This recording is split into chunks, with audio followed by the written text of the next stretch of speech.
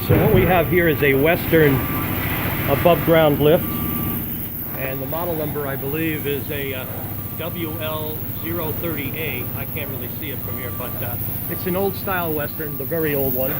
Very good lifts, but they're outdated, and the way you get these pistons out is a little bit different. You go all the way up with the lift. Unfortunately, I could not use my my JIC fittings, totally different fittings, and a lot more, well, not a lot of work, but I just didn't have the right fittings to eliminate that side. Plus this would have probably gotten caught on the chain.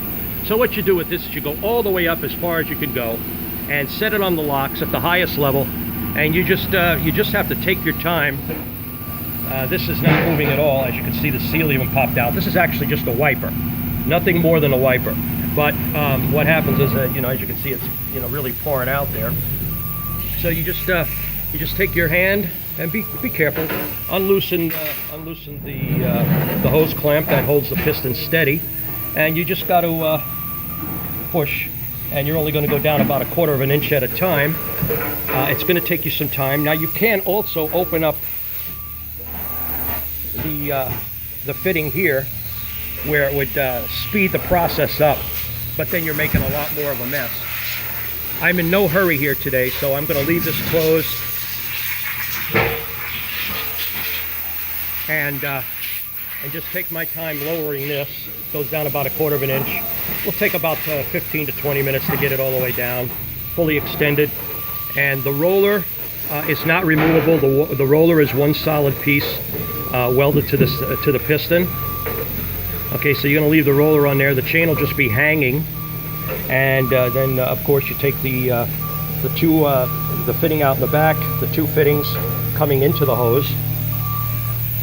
You're going to undo this and then turn this out counterclockwise and pull that fitting out, and then the piston, you just pick it up and pull it right out. I mean, there's nothing to it. It's just sitting in there with a little nipple. Okay.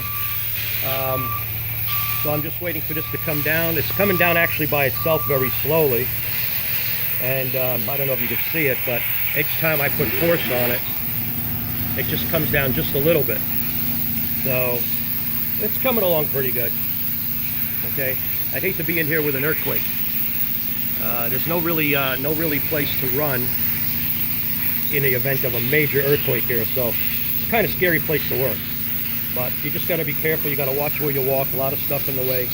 You just got to be very, very careful. You only got one lift, and unfortunately, the guy does not want to reseal two pistons.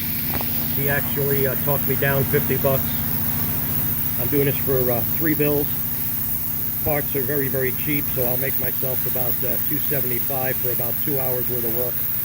Not too bad, but it's not the best. But you know, this is expense money as far as I'm concerned. There's the other side, and I already explained to him, once that is resealed, it's very possible the other side can develop a leak either right after or sometime in the future after that's repaired. Okay, so that's just an idea of what you got to do with a Western lift, or any lift with a chain for that matter. You send it all the way up, and you just, some pistons come down by themselves. Sometimes you just got to pry them or pull them, and the chain, you know, the chain just rests in there. And it'll build up, it'll build up, it'll build up, but you got to get your hands in there some way to pull the piston down. Okay, so this is Taylor Hydraulics, Tom, out in Sun Valley, California. And luckily it's a Saturday because there was not much traffic at all. Otherwise it would have took me 2 hours to get up here. Only took me 30 minutes to get up here from Glendora. Okay guys, that's it. What a mess.